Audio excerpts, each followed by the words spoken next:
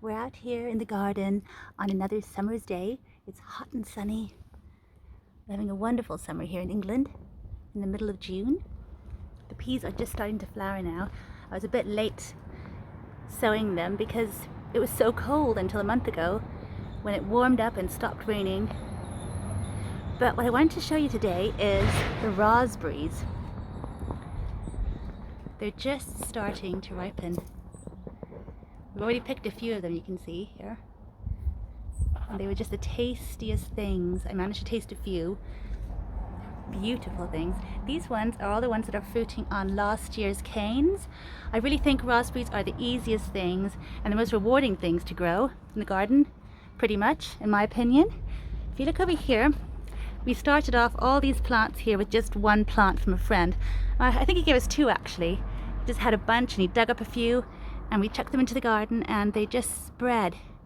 They send off runners all the time and you can just dig them up and place them wherever you want them. They're so tasty. These are golden ones, of course, and they're so big and juicy and extra sweet. They're actually sweeter than the red ones. So the ones, as I said, the ones that are flowering now are on last year's canes, and you can really tell the difference if you look down here, because last year's canes are really woody. Let me show you. So here, oh, I'm not sure if I can show you this. Okay, so it's really tricky. Yeah, there's the woodiness, see here? And what it does is it fruited last year when it was green, then it turned woody over winter, and then it sends out loads of side shoots where all the flowers are on. So if you look here, here's a side shoot here coming off the wooden stem, and it's full of fruit here.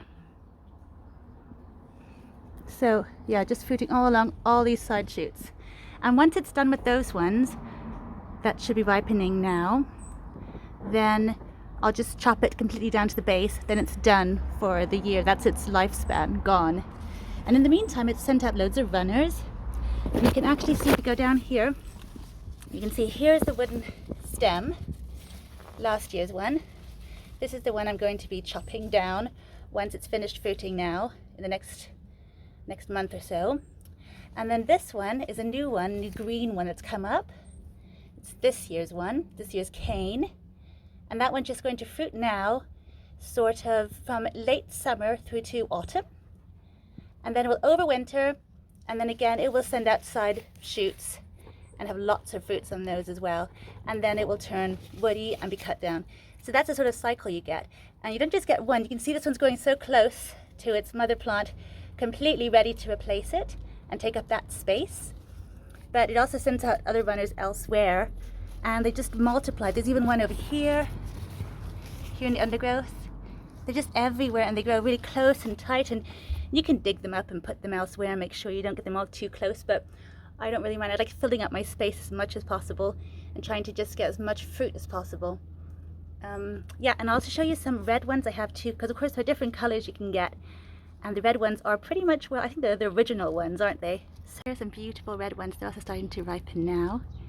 They're a little bit more noticeable to the birds, so I do have to pick them quite soon. But they're super tasty. They're just a little bit more tart than the yellow ones.